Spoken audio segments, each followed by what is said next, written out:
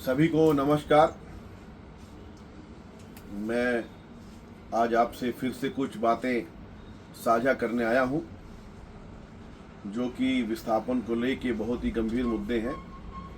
मैं आपका ज़्यादा समय नहीं लूँगा, सिर्फ 2 मिनट में अपनी बातों को पूरा करूँगा। आज एनसीएल के द्वारा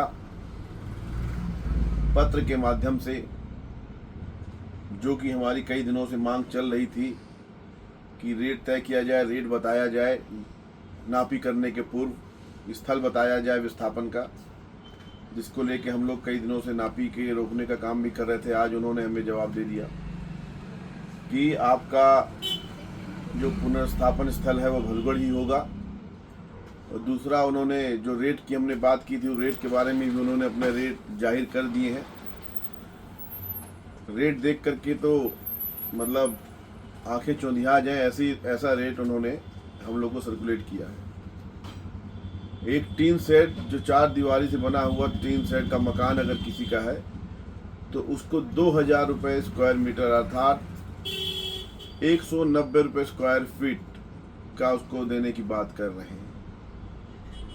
और सबसे हास्यास्पद की बात और है कि जिस भाई का मकान टीना शेड बना हुआ है लेकिन उसमें दीवार नहीं है, ईंटे से पिलर का ईंटा जुड़ा हुआ है, उसको 75 रुपये स्क्वायर फीट की देने की बात कर रहे हैं। अगर आपकी आरसीसी छत है तो उस आरसीसी छत का वो 9000 रुपये देने की बात कर रहे हैं।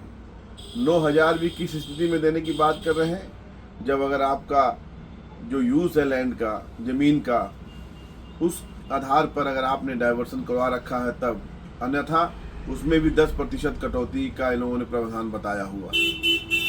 सबसे मजे की बात और है, एक उदाहरण के तौर पे मैं आपको दे रहा हूं। ये 2020-21 की कलेक्टर गाइडलाइन है। मैं चाहूंगा कि थोड़ा जूम करें वार्ड नंबर 10 को लेकर के। ये वार्ड नंबर 10 है, ये 2020-21 जिसमें रेट देने की बात कर रहे हैं। ये 8800 रुपये का रेट, ये बात ऐसा बात कहीं से सुनने को मिल रही है। ये उदाहरण दे रहा हूँ मैं 20-21। ये फिर कलेक्टर गाइडलाइन में उठाता हूँ। ये कलेक्टर गाइडलाइन देखिए, यहाँ पे आप 2016-17 की है। यही वार्ड नंबर 10 है। इसका रेट कितना है? 11000 रुपये। हिंदुस्तान में ऐसा कोई शहर गांव बता दीजिए कि जिसके प्रॉपर्टी के रेट कम हुए हों, जिसका रेट 2016-17 में 11000 था, 20-21 आते आते उसका रेट 8800 हो गया। यह पहला ऐसा उदाहरण होगा पूरे देश में जहां संपत्ति के दाम गिराए गए हैं। मैं निवेदन करना चाहूँगा आप सभी विस्थापित भाइयों से कि कृपया अपने अधिकारों को जानें और जो पैसा हमें मिलना चाहिए विस्थापन के बदले, वह पूरा पैसा लेने का हम प्रयास करें। एनसीएल पे हम सब मिलकर दबाव बनाएं कि हमें 2016-17 के रेट के हिसाब से जो